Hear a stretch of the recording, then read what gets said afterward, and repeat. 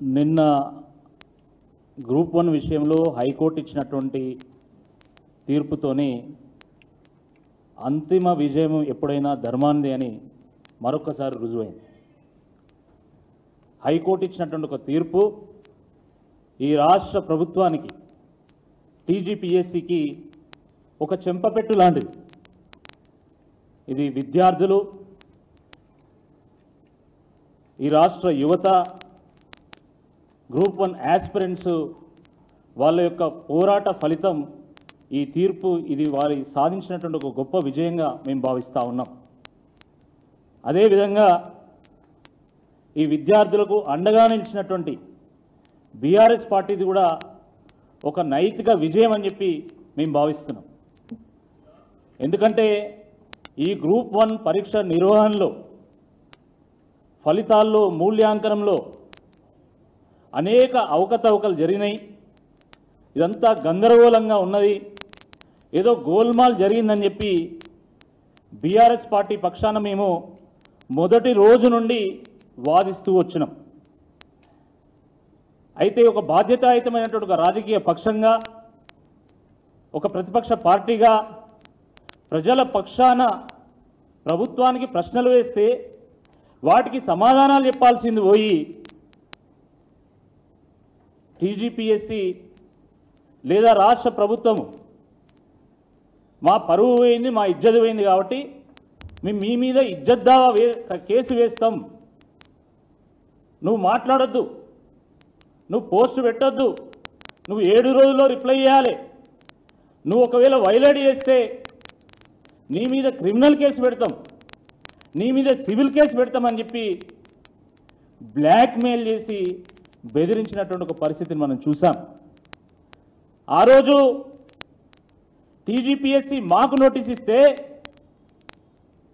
నిన్న హైకోర్టు టీజీపీఎస్సీకి, రాష్ట్ర ప్రభుత్వానికి నోటీస్ ఇచ్చింది. న్యాయం ఎవరి వైపు ఉందో చాలా స్పష్టంగా అర్థమైంది. ఎన్ని అనుమానాలు, ఎన్ని అవకతవకలు, ఎంత గందరగోళం, ఎంతమంది సఫర్ అవుతా ఉన్నారు, అయినా కూడా ప్రభుత్వానికి కనీసం చీమ పుట్టినట్టు కూడా లేదు. పైగా యాస్పిరెంట్స్ ఎవరైనా న్యాయస్థానాన్ని ఆశ్రయిస్తే ముఖ్యమంత్రి గారు ఏం మాట్లాడతారండి? ఇటీవల రవీంద్ర భారతిలో మాట్లాడుతూ గ్రూప్ 1 మీద వేసినటువంటి కేసులన్నీ తుంగలో దొక్కిచ్చి మరి నేను ముందుకెళ్తా. నువ్వు చట్టాలను తుంగలో దొక్కుతావు, నువ్వు కోర్టులను తుంగలో దొక్కుతావు, ఈ రాష్ట్ర యువతను తుంగలో దొక్కుతావు, నువ్వు ఒక పెద్ద నియంత అని నువ్వు భావిస్తున్నావు. నీకంటే పెద్ద పెద్ద నియంతలను కూడా భూస్థాపితం చేసినటువంటి గడ్డ ఈ తెలంగాణ గడ్డ, గుర్తుపెట్టుకోవాలా. నేను ఎవరినైనా మేనేజ్ చేస్తా, నేను మేనేజ్ చేసి ఏదైనా సాధిస్తా అని భావించేటువంటి ఒక తత్వాన్ని మానుకోవాలా. ముఖ్యమంత్రి గారు అయితే ఢిల్లీ, లేకపోతే జపాను, అమెరికా, స్విట్జర్లాండ్. నిన్న జపాన్ పోగానే కోర్టు ఎవరిని తుంగలో దొక్కిచ్చిందో అర్థం చేసుకోవాలి. నిన్న కోర్టులో టీజీపీఎస్సీ తరపున, ప్రభుత్వం తరపున చేసినటువంటి వాదనలు వింటా ఉంటే ఇది పోరాణ పరాస్కం అన్నట్టు అనిపిస్తా ఉంది. ఏదో చిన్నపిల్లల ఆటలాగా, గింత అధ్వానమా? పరీక్షలు రాసింది 21,093 మంది అయితే 21,103 మందికి ఫలితం ఎట్లిచ్చిండు అని చెప్పి నిన్న కోర్టులో వాదనలు జరిగితే అవి సర్వసాధారణం అని చెప్పి వీళ్ళు చెప్పడం అయితే నిజంగా ఒక ఆశ్చర్యాన్ని కలిగించింది. పరీక్ష రాసిన వాళ్ళకంటే ఎక్కువ మందికి ఫలితం ఎట్లొచ్చిందో చెప్పమంటే అది సర్వసాధారణం. అది ఎట్లా సర్వసాధారణం అవుతుందో ఆ గ్రహాంతర వాసులకు కూడా అంతుచిక్కినటువంటి ఒక రహస్యం ఇది. ఈ మధ్యలో ఒక కాలర్ ట్యూన్ వినబడతా ఉంది. సోషల్ మీడియాలో కానీ తెలియని వాట్సాప్ గ్రూప్లో కానీ మీకు పెట్టుబడి చిట్కాలు ఇస్తే మీ ఖాతాలో ఉన్నటువంటి సేవింగ్స్ని అది తీసుకుపోయేటువంటి సైబర్ నేరగాళ్ళ పన్నాగం అని మనం కాలర్ ట్యూను కాల్ చేస్తే అదే వినబడుతూ ఉంటుంది. ఈ 10 మంది ఎట్లా పెరిగిందంటే ఇది కూడా సైబర్ నేరగాళ్ళ పన్నాగం కావచ్చు, అట్లనే పెరిగిందేమో. మరి టీజీపీఎస్సీ పోయేవాడు అపరిచితుడు ఒక లింక్ పెడితే ఆ లింక్ క్లిక్ చేస్తే ఓ 10 మంది వచ్చి దూరినట్టున్నారు. ఆ 10 మంది ఎవరు, ఎట్లా దూరింది, వీళ్ళు ఏ లింక్ క్లిక్ చేసిండు, దీనికి సమాధానం కావాలా? దీనికి సమాధానం లేదు. పోనీ మీరు కోటి ఉమెన్స్ కాలేజీలో కేవలం మహిళలతోనే ఎగ్జామ్ ఎందుకు రాయించిండ్రు, అక్కడ పురుషులు ఎందుకు రాయాలి అంటే ఎంత ఘోరమైనటువంటి సమాధానం అంటే ఇక్కడ పురుషులను అలౌ చేస్తే వాళ్ళు పోయి లేడీస్ టాయిలెట్లలో సీసీ కెమెరాలు పెడతారు అని చెప్పినటువంటి ఒక పరిస్థితి. అంటే గ్రూప్ 1 పరీక్ష రాసేటువంటి జెంట్స్ లేడీస్ టాయిలెట్లకు పోయి కెమెరాలు పెట్టేటువంటి అధ్వానమైనటువంటి ఒక పరిస్థితిలో ఉంటారా అండి? వీళ్ళంతా రేపు ఎంఆర్ఓలు, ఎంపీడీఓలు, డిప్యూటీ కలెక్టర్లు, డిఎస్పీలు కావాల్సినటువంటి వాళ్ళు, ఈ రాష్ట్ర పరిపాలనకు దిశనిచ్చేటువంటి వాళ్ళు. అలాంటి వాళ్ళు పోయి సీసీ కెమెరాలు పెడతారా? అచ్చా, వాళ్ళు సీసీ కెమెరాలు పెడతారు అనుకోండి, మరి మీరేం చేస్తున్నట్టు? అంటే సీసీ కెమెరా లోపల తీసుకుపోతానా లేదా కూడా చెక్ చేయలేనటువంటి ఒక దయనీయమైనటువంటి ఒక పరిస్థితిలో ఈ రాష్ట్ర ప్రభుత్వం ఉందా? ఇంత ఘోరంగా మీ అడ్మినిస్ట్రేషన్ ఉందా? చెప్పండి. మరి అదైనా మేము ఒక పరీక్ష కూడా హ్యాండిల్ చేయలేమని చేయలేత్తేసేయండి, అయిపోతుంది కదా. గతంలో కోటి ఉమెన్స్ కాలేజీలో ఎప్పుడు పురుషులకు సంబంధించిన పరీక్ష పెట్టలేదా? యూపీఎస్సీ పరీక్ష ప్రతిసారి కోటి ఉమెన్స్ కాలేజీలో జరుగుతుంది. అక్కడ బోత్ మెన్ అండ్ ఉమెన్ పోయి పరీక్ష రాస్తారు. కానీ ప్రిన్సిపల్ అట ఈయన చెప్పిండట సీసీ కెమెరాలు పెడతారని. అదే ప్రిన్సిపల్ మరి యూపీఎస్సీ సెంటర్ ఎట్లా అలౌ చేసిండు? మెన్ ఉమెన్ బోత్ జెండర్స్ని ఎట్లా అలౌ చేసిండు? దానికి ఏమన్నా సమాధానం ఉందా మీ దగ్గర? పక్క రూల్ నెంబర్ వాళ్ళకి ఒకటే మార్కులు ఎట్లొస్తాయి అంటే అది కామన్ 1% అట్లా ఇట్లా అవుతూ ఉంటుంది అన్నారు. 1% కాదు, 6.5%. 6.5% ఆఫ్ ది టైమ్స్ పక్క రూల్ నెంబర్ వాళ్ళకి సేమ్ మార్క్స్ వచ్చినాయి. ఎట్లా సాధ్యమవుతుంది ఇది? ఏ ఆల్గరిథం వాడిలు మీరు? పక్కా ప్యాటర్న్ అండి ఇది, పక్కా ప్యాటర్న్. పక్క రూల్ నెంబర్ వాళ్ళకి కొందరికి సేమ్ మార్కులు వస్తాయి. ఇంకొన్నిసార్లు ఏమవుతాయంటే ఒక రూల్ నెంబర్ తర్వాత ఇంకో రూల్ నెంబర్ వదిలేసి మళ్ళీ నెక్స్ట్ రూల్ నెంబర్ వాళ్ళకి సేమ్ మార్కులు వస్తాయి. అట్లా ఒక ప్యాటర్న్ ఉంది. ఇంకో ప్యాటర్న్ ఏంటంటే ఒక రూల్ నెంబర్ వాళ్ళకి ఒక మార్క్ వస్తే మళ్ళీ 2 రూల్ నెంబర్ వదిలేసి 4వ రూల్ నెంబర్ వాళ్ళకి అట్లా కొంతమందికి సేమ్ మార్క్స్ వస్తాయి. ఒక ప్యాటర్న్ ప్రకారం ఇది టీజీపీఎస్సీ ఒక ఎక్సెల్లో మార్కులు కలిపినట్టు ఏదో మ్యానిపులేషన్ చేసింది. పక్కా ప్యాటర్న్స్ ఉన్నాయి మా దగ్గర. లేకపోతే ఎంత ఘోరం అంటే ఎవరో రాజకీయ నాయకుడు ఏదో మాట్లాడితే అది తీసుకొచ్చి పిటిషనర్స్ ఈ కోర్టులు వేసిన. అంటే రాజకీయ నాయకులు అంటే అంత నిర్లక్ష్యమా? రాజకీయ నాయకులకు సమాజం పట్ల సమస్యల మీద ఎంత బాధ్యత ఉంటుందో ఒకసారి అర్థం చేసుకోవాలి. గ్రూప్ 1 ఫలితాలు వచ్చిన తర్వాత బయటికి వచ్చినటువంటి అంశాలను ఎంతో సునిశ్చితంగా పరిశీలించి తప్పు ఒప్పులను బేరీజు వేసుకొని దీనికి సంబంధించి విద్యార్థులతోని అభ్యర్థులతో మాట్లాడి ఎక్స్పర్ట్స్తో మాట్లాడి ఒక్కొక్క అంశం బయట పెట్టిన తర్వాత ఈరోజు ఈ చర్చ బజార్కెక్కింది. వాస్తవాలు ఒక్కొక్కటి బయటకు వస్తున్నాయి. ఈరోజు హైకోర్టు మీకు మొట్టికాయలు వేసే కాడికి వచ్చింది పరిస్థితి. మరి అలాంటిది రాజకీయ నాయకులు ఏదో మాట్లాడితే తీసుకొచ్చి పిటిషనర్ ఈడ వేస్తున్నారని ఎట్లా మాట్లాడతాడు? అసలు ఒక గవర్నమెంట్ లాయర్ మాట్లాడాల్సిన మాటలు అవి అన్నాడు. మేము ఈ సందర్భంగా అడుగుతా ఉన్నాం. 18-19 సెంటర్లో 2 సెంటర్లోనే ఎక్కువ మంది ఎట్లా క్వాలిఫై అంటే వీళ్ళు అనుకున్నంత మంది క్వాలిఫై కాలే. ఇంత లూజ్ సమాధానం. అసలు మీ దగ్గర క్యాల్కులేషన్స్ ఉన్నాయా? ఉంటే ఎందుకు చెప్తలేరు మీరు?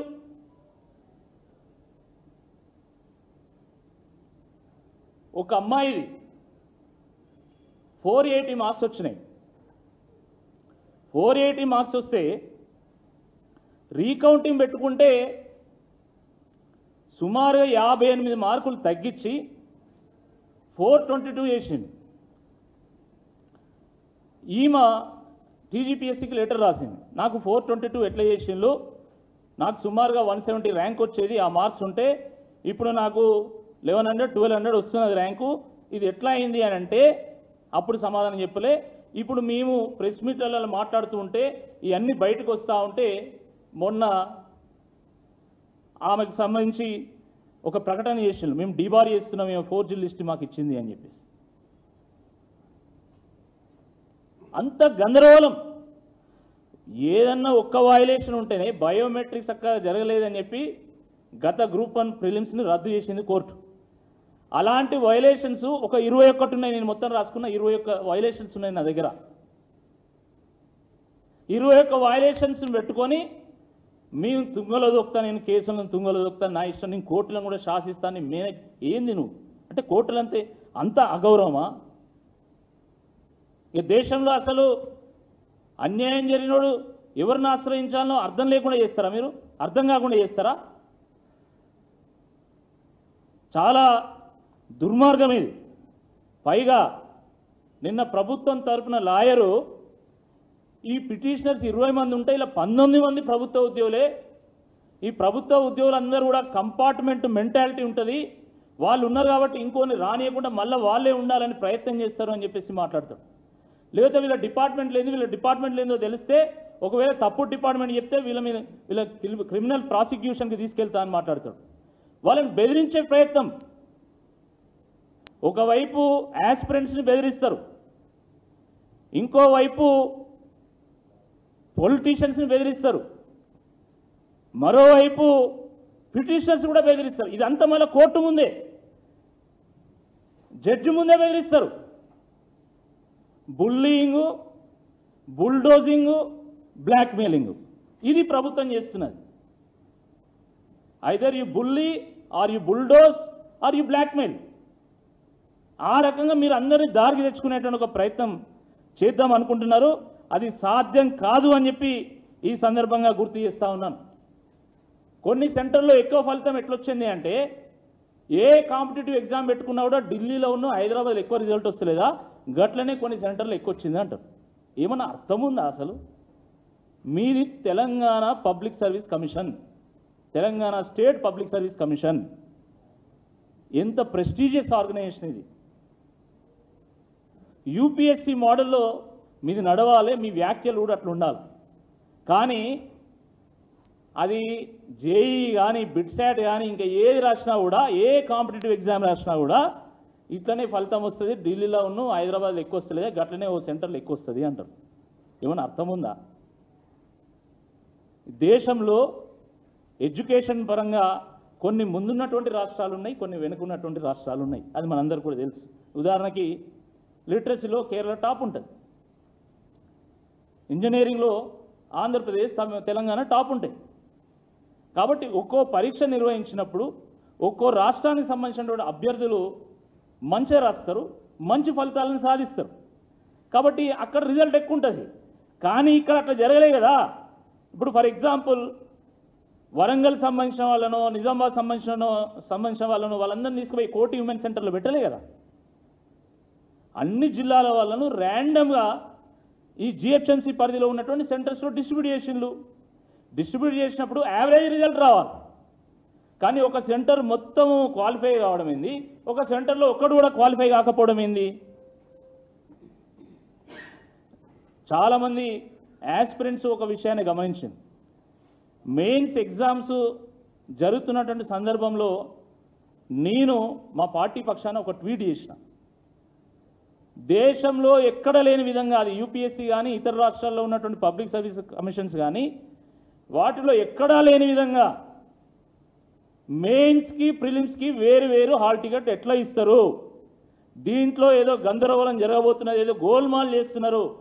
దీన్ని వెంటనే ప్రభుత్వం ఉపసంహరించుకోవాలి, ఒకటే హాల్ టికెట్ నెంబర్ ఇవ్వాలి. ప్రిలిమ్స్కి ఏదైతే మీరు హాల్ టికెట్ నెంబర్ ఇచ్చిందో అదే హాల్ టికెట్ నెంబర్ ఇవ్వాలి అని చెప్పి నేను ఆ రోజు డిమాండ్ చేసిన. ప్రభుత్వం స్పందించలేదు. కానీ దాని ఫలితం ఏంటంటే ఇది మీరు ప్రిలిమ్స్కి ఒక హాల్ టికెట్ నెంబర్ ఇచ్చిండ్రు, మెయిన్స్కి ఇంకో హాల్ టికెట్ నెంబర్ ఇచ్చిండ్రు. ఎందుకు ఇచ్చిందంటే మీకు కావాల్సిన వాళ్ళందరినీ ఒక దగ్గర చేర్చాలి, చేర్చి కొన్ని జాబ్స్ను గ్యారంటీ చేసుకోవాలి. 6 గ్యారంటీలు తుంగలో దొక్కిన అది అయిపోయింది, కానీ మీకు మాత్రం కొన్ని జాబులు గ్యారంటీ కావాలి. నిన్న మొన్న మీరు చూసిన లేదా మంత్రులు ఏం మాట్లాడుకుంటున్నారు? కొండ సురేఖ గారు ఏమంటారు, మా మనోడికి జాబ్ కావాలి ఏరోనాటికల్ ఇంజనీరింగ్లో, ఆయన ఇంజనీరింగ్ చేసిండు, మా మనోడికి జాబ్ కావాలి అంటే ఇది మన చేతిలో పనే కదా, నేను తప్పకుండా చేస్తా అని చెప్పేసి శ్రీధర్ బాబు గారు అన్నారు.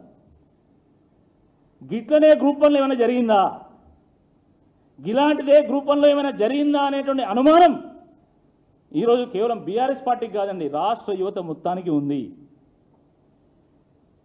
మీరేమైనా గోల్మాల్ చేసుకున్నారా? మీ మనుషులను, మీ కుటుంబ సభ్యులను, మీ బంధువులను, మీ పిఏలను అందులోనే పెట్టుకున్నారా? 10 మంది ఎట్లా ఎక్కువ వచ్చింది నాకైతే అర్థం కాదు. ఇదైతే నిజంగా ఇది అంతు చిక్కనటువంటి ఒక రహస్యం ఇది. అందుకే బీఆర్ఎస్ పార్టీ దీని మీద జ్యుడిషియల్ ఎంక్వైరీ వేయండి అని మేము డిమాండ్ చేస్తూ ఉన్నాం. అందుకే బీఆర్ఎస్ పార్టీ దీని మీద సిబిఐ ఎంక్వైరీ వేయండి.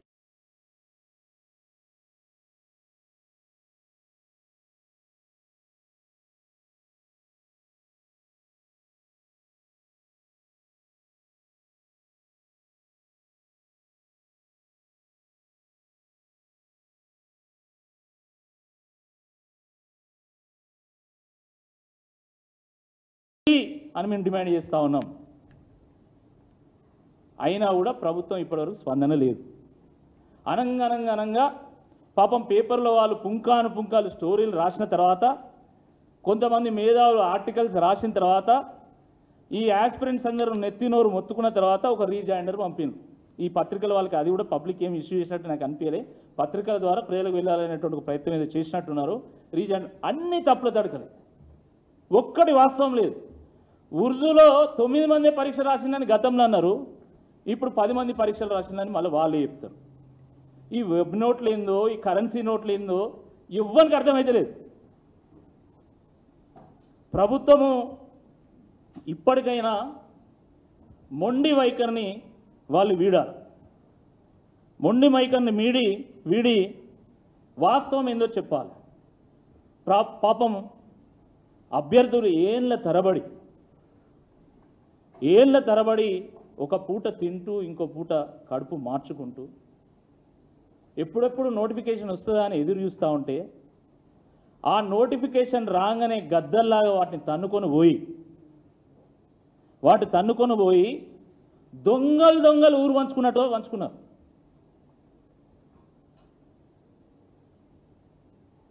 మీలాంటి వాళ్ళకి అర్థం కాదండి. నాకు జాబ్ కావాలంటే నా చేతుల్లో ఉంది కదా, నేను ఇస్తా అనేటట్టు ఉండదు వాళ్ళ పరిస్థితి. ఒక పేద మధ్యతరగతి విద్యార్థులు, అభ్యర్థులు ఒక ప్రభుత్వ ఉద్యోగం కోసం కలగంటారు. వాళ్ళు మాత్రమే కాదు, వాళ్ళ కుటుంబం మొత్తం కలగంటారు. అందుకనే కూలీనాలు చేసి ఉన్న 10 గుంటల భూమి అమ్మి, ఉన్న 100 గజాల భూమి అమ్మి కూడా నా కొడుకు ప్రభుత్వ నౌకరు కావాలి, ప్రజలకు సేవ చేయాలి, నాకంటూ ఒక మర్యాద ఉండాలి ఈ సమాజంలో అని చెప్పి తల్లిదండ్రులు వాళ్ళను అశోక్ నగర్ పంపితే, ఉన్న ఊరును వదిలి మళ్ళీ ఆ ఊరుకు వెళ్ళలేక ఈ అశోక్ నగర్లో ఆ ఇరుకైనటువంటి హాస్టళ్లలో, గాలి వెలుతురు లేనటువంటి గదుల్లో 4-5 బెడ్లు షేర్ చేసుకుంటూ వాళ్ళు దినదిన గండంగా గడుపుతున్నటువంటి ఒక పరిస్థితిని ఈ రాష్ట్ర ప్రభుత్వం ఒక్కసారైనా అర్థం చేసుకోవాల్సిందే ఈ సందర్భంగా నేను విజ్ఞప్తి చేస్తూ ఉన్నాను. ఏదో ఆషామాషి వ్యవహారం కాదండి. This is not a fight between BRS and Congress party. This is not a fight between the ruling party and the opposition party. This is a fight for livelihood.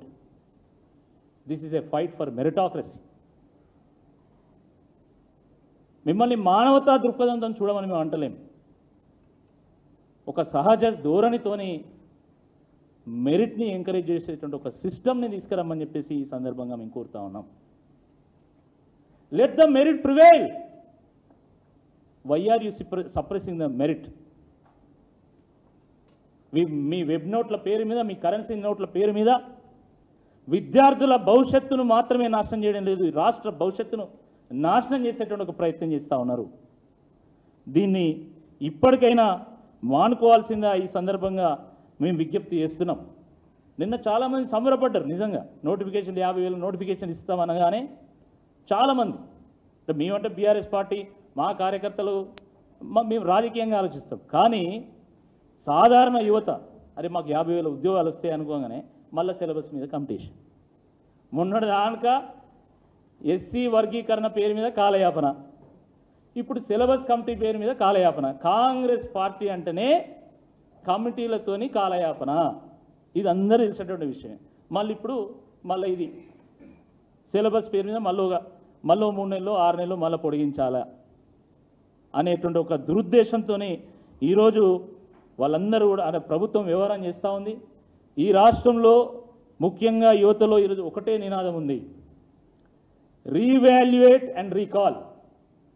Revaluate the group 1 examination papers and recall the Revanth Reddy government.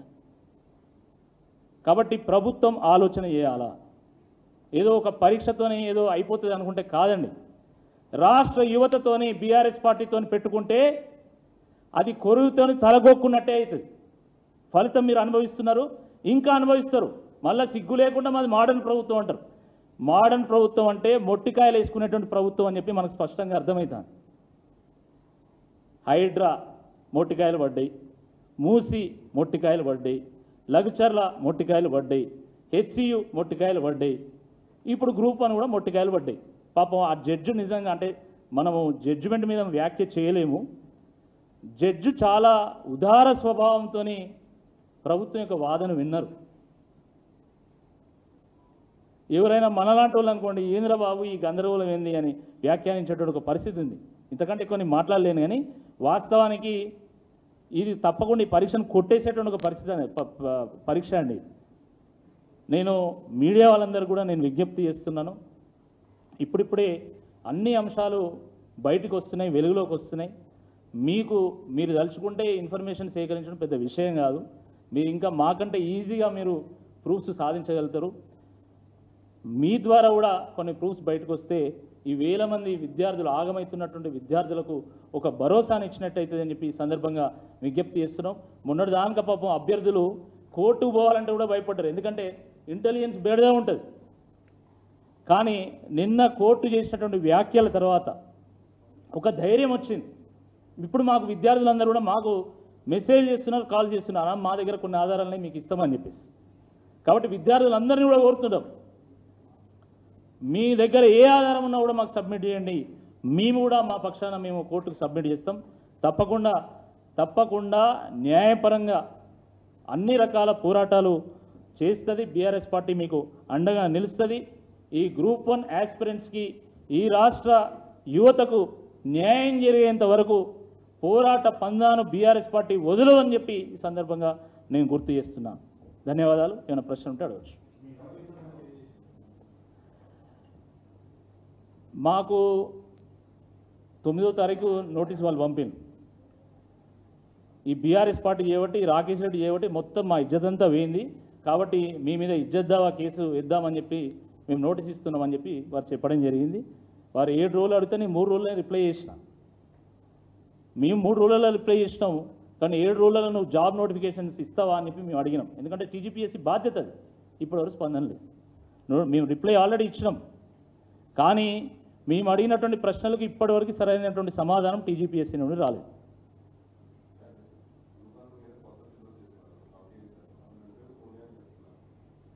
Group yes, మంచి ప్రశ్న అడిగారు. ఈరోజే వార్త కూడా వచ్చింది. Interviews ఉంటే ఏవో అక్రమాలు జరిగేటువంటి అవకాశం ఉంటుంది అని చెప్పి రాష్ట్ర ప్రభుత్వం ఇంటర్వ్యూలను రద్దు చేసింది గ్రూప్ 1 పరీక్షను. సరే, కేంద్ర ప్రభుత్వం కూడా అనేక పోటీ పరీక్షల్లో ఇంటర్వ్యూస్ని రద్దు చేసింది, అది మీకు కూడా తెలుసు. ఎందుకంటే there is a scope for irregularities. కానీ మళ్ళీ ప్రభుత్వం పాత పద్ధతిని తీసుకొచ్చేటువంటి ఒక ఉపాయం చేస్తూ ఉంది. అంటే ఎక్కడ చూసినా ఒక అనుమానానికి తావిస్తున్నది. అనుమానానికి తావిచ్చేటువంటి అంశాలే మనకు బయటకు వస్తుంది. అదే విషయం, నేను అనేక అనుమానాలు ఉన్నాయని నేను మాట్లాడితే వారు నాకు నోటీస్ ఇచ్చింది ఏమని నీ మీద కేసు పెడతాను. నువ్వేంది అసలు కేసు? నేనే నీ మీద కేసు పెడదామని ఉంటాను. అసలు నువ్వు నా మీద కేసు పెట్టుడు కాదు, నేనే నీ మీద కేసు పెట్టాలా. మేము ఒక ప్రతిపక్ష పార్టీగా మేము కొన్ని ఆరోపణలు చేసి లేదా ఉన్నటువంటి లోపాలను ఎత్తి చూపేటువంటి ప్రయత్నం చేస్తే నువ్వు బ్లాక్మెయిల్ చేసేట్టు నాకు నోటీస్ ఇస్తావు. అసలు మేమెందుకు పెట్టదు నీ మీద నోటీస్? రాకేరేటి డబ్బులు సంపాదించుకోవడానికి, ఎక్కువ మంది ఆన్లైన్ వ్యూవర్స్ని అట్రాక్ట్ చేయడానికి ఈయన ఆరోపణలు చేసిన ఎవడన్నా టీజీపీఎస్సీ నా మీద వ్యాఖ్య చేస్తుందా అండి? అదొక రాజ్యాంగబద్ధ సంస్థనా ఏంది అసలు? మీరు నా మీద కేసు వేస్తే నేను డబ్బులు సంపాదిస్తున్నా అని చెప్పి మీరు ఆరోపణ చేసినందుకు నేను మీ మీద కేసు వేయలేనా? పరువు నీ ఒక్కనికే ఉండదా? మాకుండదా? ఆత్మగౌరవం నీ ఒక్కనికే ఉండదా? మాకుండదా? ఏదో పురాణ పరాశకం అయిపోయింది ఇదంతా. నువ్వు బెదిరిస్తే నువ్వు కేసు పెడితే మేము తగ్గుతామా? తమాషాగా ఉంటున్నారు. ఎట్టి పరిస్థితుల్లో ఏ నోటీస్కి ఏ కేసుకు భయపడేది లేదు. కౌశల్ రెడ్డి గారు మాట్లాడితే వారి మీద కేసు పెడతా అంటారు. కృష్ణాంగ్ గారు మాట్లాడితే రోజు కేసులే పాపం ఆయన మీదనైతే. ఈరోజు కవితక్క కూడా మాట్లాడింది దీన్ని రద్దు చేయాలండి. ఎంతమంది మీద మీరు కేసులు పెడతారు? అచ్చా పెట్టండి, పెడితే పెట్టండి. We are ready to bear cases. But let the truth prevail and let the truth come out. కాబట్టి ఇంటర్వ్యూల పద్ధతి ఇది సరైనటువంటి పద్ధతి కాదు. గ్రూప్ 1లో ఎట్టి పరిస్థితుల్లో ఆ పాత పద్ధతిని అవలంబించొద్దు. అది అనేక అక్రమాలకు దారితీస్తుంది. మళ్ళీ మీ కుటుంబ సభ్యులు, మీ బంధువులు, మీకు తెలిసినటువంటి వాళ్ళని అలా ఇరికిచ్చేటువంటి దానికి ఒక దారి పడుతుంది. కాబట్టి దాన్ని దయచేసి మానుకోవాల్సిందే ఈ సందర్భంగా మేము ప్రభుత్వాన్ని విజ్ఞప్తి చేస్తున్నాం. Thank you.